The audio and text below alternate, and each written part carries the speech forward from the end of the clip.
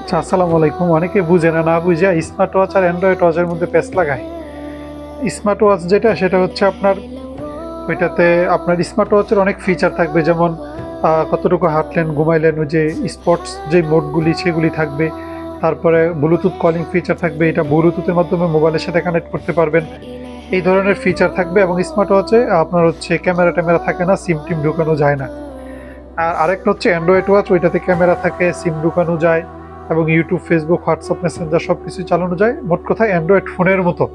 তো একটা হচ্ছে অ্যান্ড্রয়েড ওয়াচ, একটা হচ্ছে স্মার্ট ওয়াচ। অ্যান্ড্রয়েড ওয়াচগুলি সাধারণত প্রাইস একটু বেশি হয়, ৩,০০০ টাকার উপরে অ্যান্ড্রয়েড ওয়াচের প্রাইস শুরুই হয়।